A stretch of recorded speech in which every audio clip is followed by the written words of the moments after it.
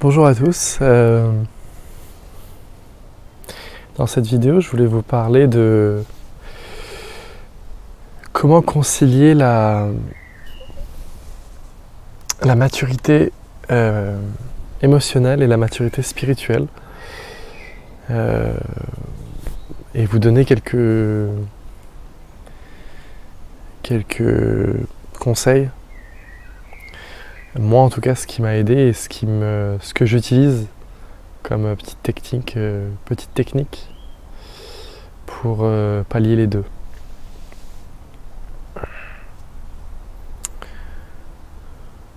Déjà que être très avancé spirituellement ne garantit pas du tout être la stabilité émotionnelle ou la maturité plutôt émotionnelle. Je l'ai remarqué pour moi depuis longtemps, même si il y a eu beaucoup de progrès en la matière. Encore des moments où j'ai beaucoup de réactions émotionnelles infantiles qui font que c'est pas grave, c'est pas une question de blâmer ou quoi que ce soit. C'est juste que ça peut devenir un frein pour notre développement. Donc,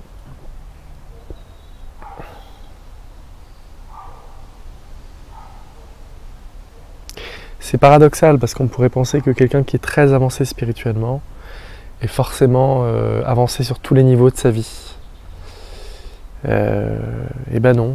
Et souvent, ce que je remarque, c'est que il y a des gens qui sont très avancés spirituellement et en retard sur bien d'autres niveaux. Ça peut être dans les relations, ça peut être dans le rapport aux émotions, au travail, plein de choses. Et bien sûr que ces choses-là, d'un point de vue, quand on prend un peu de hauteur par rapport à ces choses-là, elles sont pas si importantes que ça.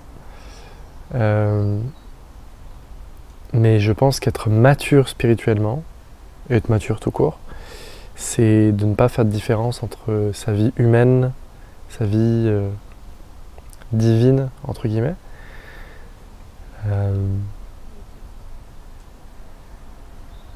Et voir qu'on peut être super avancé dans un domaine et être encore assez en retard par rapport à la moyenne sur d'autres choses. Et donc, quelles sont les petites choses qu'on peut mettre en place si vous, c'est votre cas, que vous êtes par exemple intellectuellement très en avance ou que vous êtes spirituellement très en avance, mais en retard sur vos émotions, vous avez une certaine fragilité, vous êtes aussi très fort sans doute émotionnellement, mais aussi une certaine fragilité, et que ça peut se ressentir dans vos relations, au travail ou ce genre de choses. Donc quelles sont les solutions que vous pouvez mettre en place ?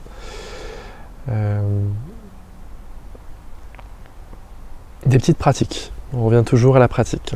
Je sais que si vous êtes comme moi, vous détestez prévoir les choses à l'avance.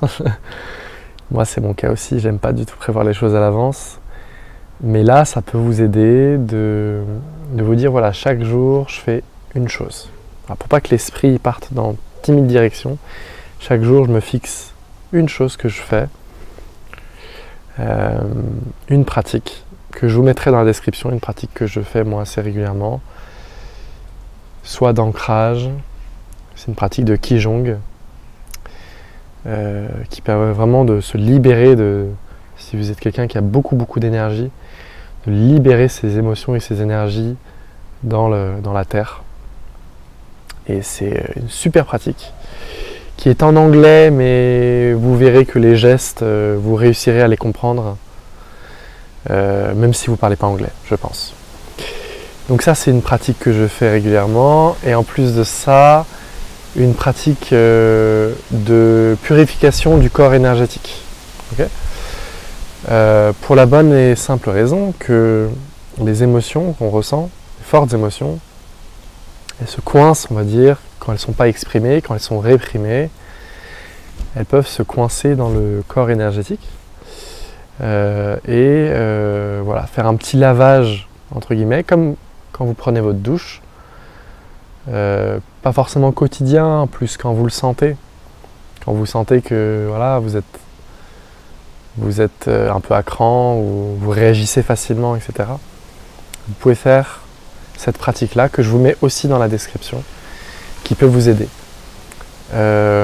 Sachant que ça, c'est des compléments. Je veux dire, c'est pas l'un ou l'autre. Si par exemple, votre méditation actuellement, c'est juste d'être, ne rien faire, c'est merveilleux, c'est la plus belle des méditations, je dirais. Ça, c'est votre fondation. Okay, c'est le cœur. Le cœur, c'est d'être comme vous êtes, avec toutes vos imperfections, vos défauts. Et autour de ça, les petites choses que vous pouvez mettre en place dans votre vie, sans tomber dans un contrôle excessif de vouloir fixer les choses, tout en gardant cette flexibilité-là, mais de faire en sorte aussi que votre vie humaine se passe bien, parce que ce soit une illusion ou pas, et peut-être que c'en est une, le débat n'est pas là, on est aussi là pour vivre une vie relative, et qu'elle se passe le mieux possible. Et je trouve que c'est quelque chose qui manque beaucoup en spiritualité, qu'on différencie beaucoup l'absolu du relatif, et qu'en gros, on n'est pas un être humain, il y a une espèce de refus de son incarnation, alors que je pense que de devenir mature à tous les niveaux, c'est prendre votre vie en main, sachant que c'est pas notre vie, bien sûr, c'est un paradoxe, c'est la vie de la vie, mais prendre responsabilité pour nos actions, nos réactions, voir là où on est encore assez en retard, et pas se blâmer, juste le voir, et mettre des petites choses en place au quotidien, sans tomber dans le... Voilà, je sais que si vous êtes comme moi, vous détestez le contrôle et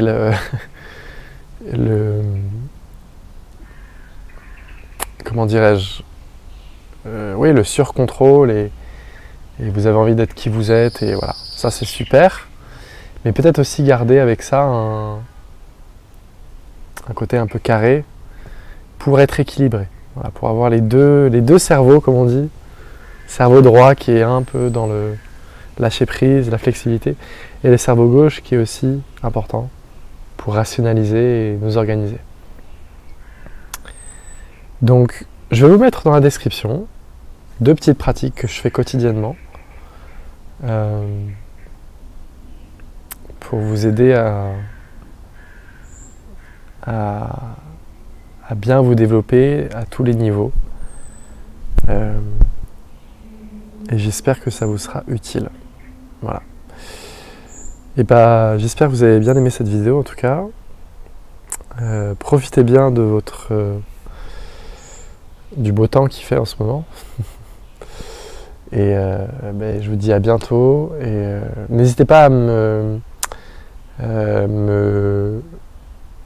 dire en commentaire ce que vous avez pensé des pratiques, si elles vous aident ou pas. Et on pourra en parler plus amplement à d'autres moments. Okay. Namasté, et à bientôt à tout le monde. Ciao.